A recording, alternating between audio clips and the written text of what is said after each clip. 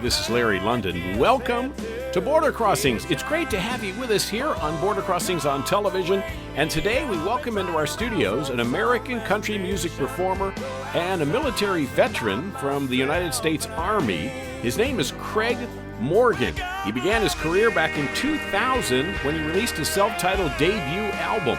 He's performed many times in Nashville, many times at the Grand Ole Opry, and we'd like to welcome him to our studios today where he will perform for you live right here on Border Crossings. He's had 17 chart hits. Several have topped the charts in country music. Craig Morgan joins us here on Border Crossings on TV. Stay tuned.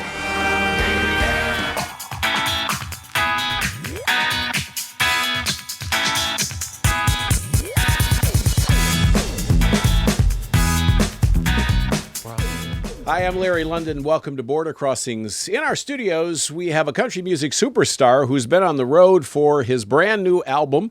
And we'd like to welcome, after 25 million in sales and 17 charted hits, we have 6 top 10 songs, several number ones.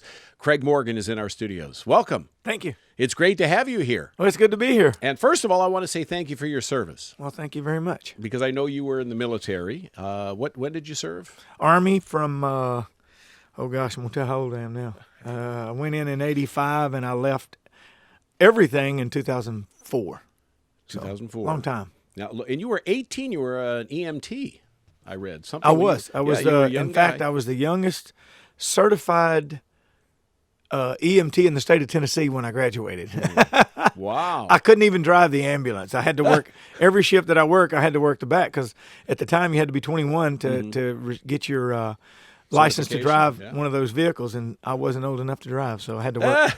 An EMT who couldn't drive the ambulance. But it was good. That's what I wanted to do. I wanted to help people and work on people and stuff like that. Why did you want to do that? What was it that I don't know. I mean, if I knew the answer to that, I wouldn't.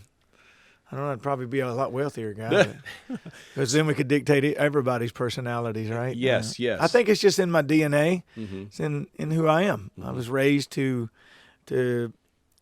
taught to be good to people and try to help people when you can. And so, and that's something that never went away. And once in the military, it was embedded into me to the degree that even today, it's still difficult for me to pass up a car on the side of the road if somebody's changing a tire, kind of deal. Wow, that's great. I don't know. It sure puts you behind a lot. It causes me to drive faster. Well, as somebody who came from a medical kind of background, I mean, what do you make of this whole coronavirus thing? Because this is something that's huge around the world, and it's affecting artists who are canceling shows. And festivals are getting canceled now. Here's my take on it, based on everything that's out there from the CDC. And I've got a trip planned to Jerusalem, and I don't know that we're going to get to do it because of all this hype and scare. The reality is there have been more people killed by the flu, the normal flu, than there have this corona. It's obviously important in the sense that it affects elderly people, especially those with pre-existing conditions of some sort. So I think it's a bit blown out based on all the information that's been given out. I don't really know everything, but based on everything that's being given out, I would say it's been a little bit blown out. But what it has done is made people a lot more sensitive to the flu in general. So I think we'll see in the future, we're going to see a reduction in flu deaths because of this, just general flu. People are more apt to wash their hands now. They're less likely to try to spread even just a basic germ or bacteria. So I think it'll be beneficial in that aspect. But it's killing touring and killing football games and basketball and everything, sports, anything where there's large gatherings. In Japan, the baseball games, they've got empty stadiums. Yeah. I mean, they're not letting people come in to watch. Yeah. But kind of amazing stuff. Craig Morgan is our guest. I want to talk about the military again. I know that you served, but you came here to Washington. I read where you met up with a couple of military, I think, airmen, and you kind of got some songs out of that whole exchange. Yeah, we got a song. It was actually 2 Airborne Rangers, Army guys that were at the USO show. At the time, they were contemplating putting together a group and maybe getting out of the military and going and pursuing the music. And we happened to be at this USO function where they were at, and they had sang a song, and And then we did a little thing as a presentation for the USO. It was a big deal they had going on. And afterwards, they come up to me and said, "Hey, we want to write with you." And we joked around about it for a little bit. And I tell people when we're touring, I tell people the story that they were intoxicated, and I told them, "Look, this ain't no hobby. This is what we do for a living, you know." Right. And they're like, "You're an airborne ranger. We're airborne ranger. You got to do this with us." And I said, "No, I don't." And I tell people, Mike and I went down and drank a bottle of wine and got caught up with them, and we wrote a song together. That's about half true. But the reality is we did write a song together. Right. And it ended up becoming a song that I put on my latest record called Sipping on the Simple Life. So it's a real fun song. Wow, it's interesting to find out where songs come from and the origins of songs. I know that the new album, God, Family, Country, is a very personal album for you, and in certain respects, a very, very painful album, which we'll talk more about as we go through the show. And you're on tour right now for the new album, or is there a tour coming up? Both. we are touring. I'm a guy that tours pretty much year round. We'll take December, January. We'll take some time off in those months, usually the slower months of the year. But we tour pretty much year round. And everything is right now in support of the new album, new single, new things going on. So we're doing a lot of television appearances and obviously talking to everybody that wants to talk to us about what's going on in an attempt to promote the new album and the new music and new TV show, just a lot going on. So. Yeah, that's right. You have a new TV show. Yeah, we had another show similar on another network. It kind of revolves around me doing what I do, in spite of me being who I am.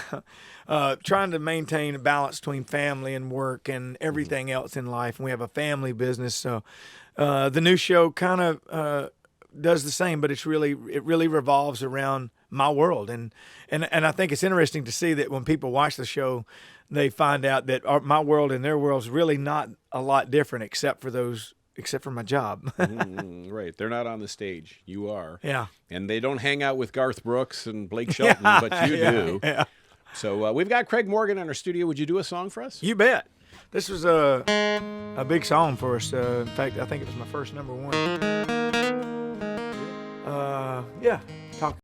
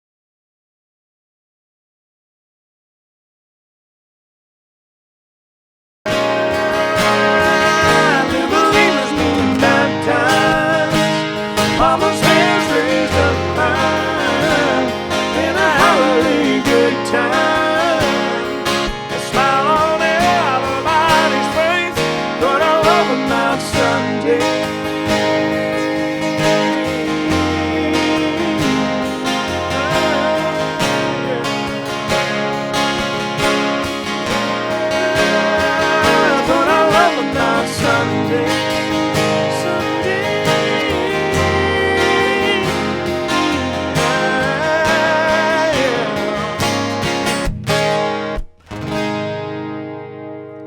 it. Love it. Beautiful song, Craig Morgan. A song that was number one for about a month, 4 weeks straight. Yeah. So do you remember where you were when you got the word that that song had hit number one on the chart? I do. I was actually in Washington, D.C. Well, what do you know? We literally were. We were in Washington, D.C. I remember that now. Yeah. I've got the that you picture on the asked. wall. Yeah, we were visiting a radio station, and it went number one while we were visiting the station. That was I remember that one. Yeah, I man. probably couldn't tell you the rest of them, but I do remember that one. Yeah, So A very special one. mainly for you. because it was the first time that an independent label had a multi-week number one that long. So it was quite an achievement. For And the you're label. back with the label now. You I came am. back. Yeah. After how many? What's been a number of years, I guess. Yeah, well, I started 20 years ago with that label when they Right. first started, and 20 years later, I've re-signed with them. Yeah, we were away for probably 8 years, Yeah. maybe almost 8 years. Mhm. You went to Atlantic and a couple of other labels. Oh, I went. Yeah, You bounced I've been around. on. I may have been on more labels than any other artist. I don't know. No, I don't know. It's we've been really blessed because Atlantic was my first label, and they had shut down. They shut down their country Nashville offices, and that's when I signed with Broken Bow Records. And then I left there after having a lot of success. We just, for whatever reason, went to Sony, B&A, and I left B&A and went to another label, Black River, and then had everything that happened in my life with my family and everything. I just decided to take some time off, and quite honestly didn't know if I was even going to sign back to a label. And they made me an offer, and we got to talking, and one thing led to another. And now I'm back where I started. So 20 years, full circle. Yeah, Pretty well, neat. there's something to be said about an independent label. It's because the majors, they want total control of your music, and you get the control back when you're Oh, a smaller label. they all want control. They all want control. But we've been really blessed. We've Yes. been really fortunate. There have only ever been a couple of songs in my entire career that I recorded that was influenced by the label. They really wanted it, and maybe I didn't. But just like in everything in life, there's a little give and take. There's negotiations. So Craig Morgan is in our studio, and we're talking about his new album, God, Family, and Country. And you had just mentioned that you took some time off, that you had a situation, a tragedy in your family. Maybe you could share the story with the. Yeah, I have 5 children, and one of the boys was home from college. He had gone early for the summer. Was going to be playing football at Marshall University, and had come home was going to be home for about 4 days. Surprised his mother by showing up early on a Friday morning, and went to hang out with some of his friends. And they were at the lake, and he had a boating incident where he drowned. We lost him. So it's a terrible. I mean, it's the kind of thing that there's no new normal. There's nothing like that. It's just forever a loss. It's just that simple. And I have a lot of faith. I have a ton of faith in my God, and I don't question God, but it's still a difficult thing. Every day we wake up and we're without our child, and it's a terrible thing. And out of that came a song that I would never have wanted to write. I can tell you that. But I tell people God wrote this song, and he used me to the fullest of my ability and beyond to write a song. And when I tell people out, I don't always do the song live because it's very much a struggle for me to sing that song. It takes every bit of energy that I have in me to maintain my composure to sing that song, especially in a big public forum like that. But I do it because I think that God expects me to do it, and He wants people to hear it. And I know this for a fact because I've seen the impact via the social media. I mean, heck, when it went to iTunes, it became the most downloaded song of all genres 3 times in a row. So that says a lot about what it is people wanted to hear. Right. And so we do it. Yes. Hoping that person that really needs to hear it gets to. And it's a powerful message. And it's told from a personal place because a lot of people can write songs about other people's losses, but this is your loss, and you are using your platform, your fame, to share a very personal experience. A lot of people would just stop. They would just shut down. but you kept going, and you're an inspiration to so many people on so many levels. Yeah, well, don't give me too much credit. I shut down for quite a few months, and not from friends and society, but shows, and we just really needed to contemplate what we were going to do, if anything, in particular with the touring and stuff. And I'm very fortunate. I got a lot of wonderful people that work with me that were standing by on the ready the whole time that I was taking time off. And just waiting for me, and it was a really cool thing looking back to see all of the friends and the relationships, and especially where it's brought us now. Again, it's still very difficult, but we keep moving, and that's what I tell people. Are you able to sing the song on the show today? Yeah, sure. I can try it. Okay. Yeah, We'd appreciate.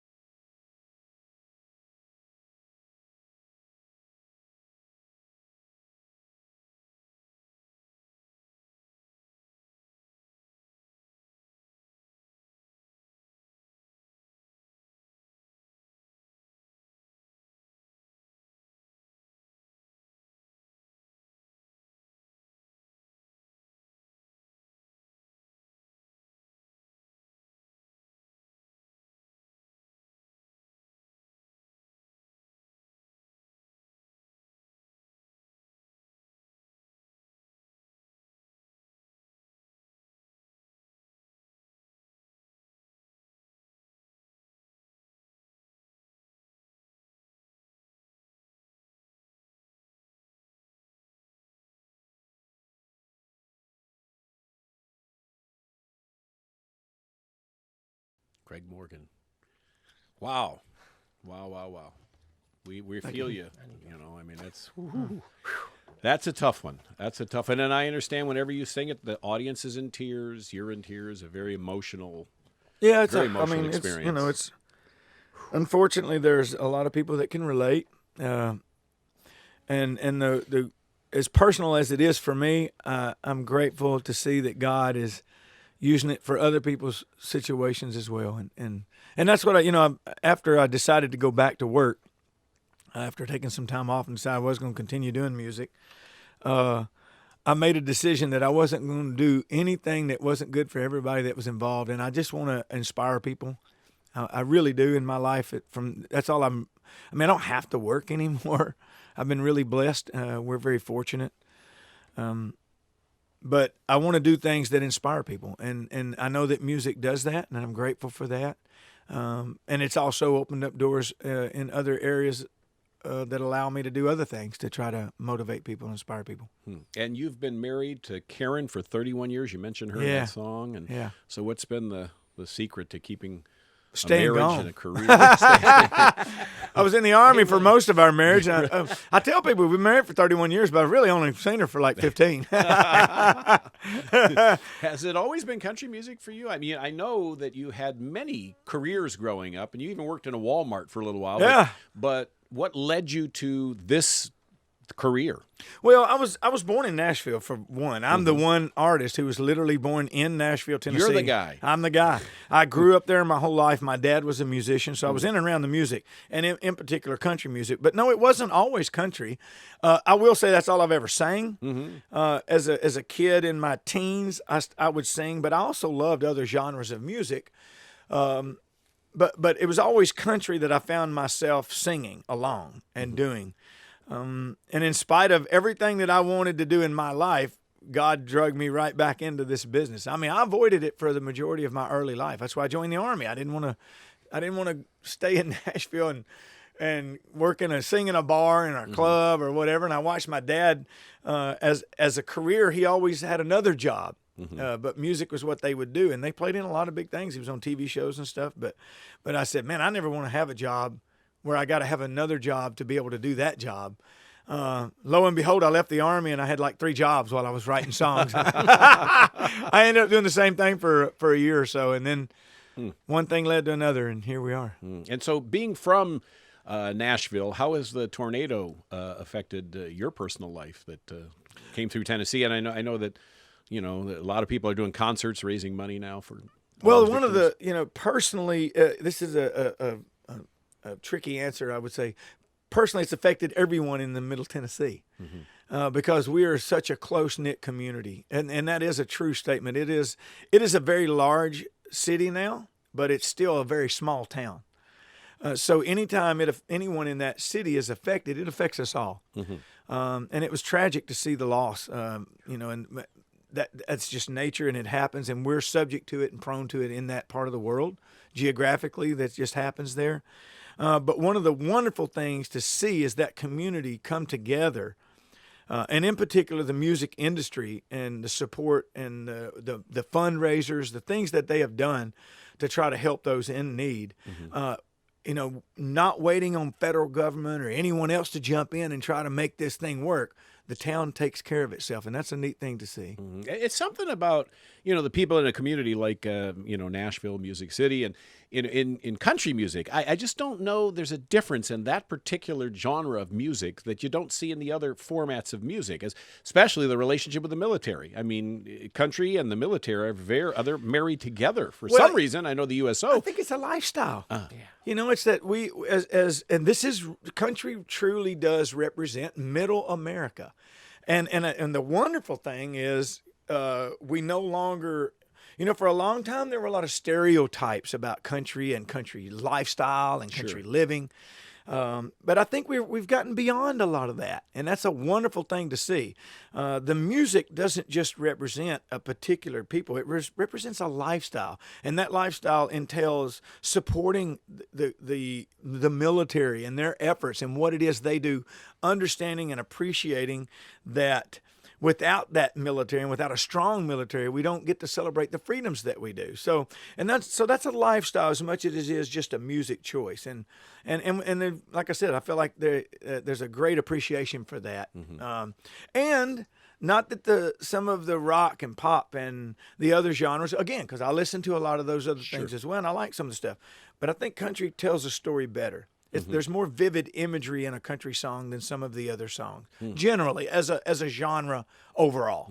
And country music fans are very loyal. I mean, unlike some other formats where they're very, finicky and very, whatever it is, but they come and they go. They're part of it. They're part of that genre. I've always said country radio has played a big part in my career, but so have the fans.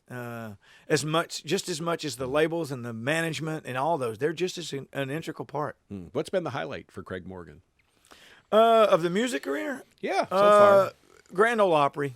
Playing the Grand just when I was inducted as a member of the Grand Ole Opry in 2008. I think that was believe it or not, that was the turning point for me in my career. Going, I'm probably going to do this for a while. I mean, I literally up until that point, even though I'd had hits on the radio and we'd sold a ton of records and had a lot of success, I was still going, it could end any day and I'll go back in the military. That was my mindset. That's why I never left the military.